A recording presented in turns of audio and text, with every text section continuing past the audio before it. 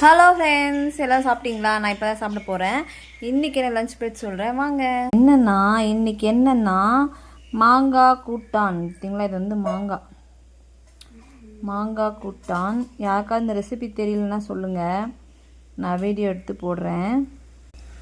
அப்புறம் வந்து கொடை மிளகாய், அப்புறம் வந்து அது கூடவே கொஞ்சம் பொட்டேட்டோ ஒன்று போட்டு பொரியல்.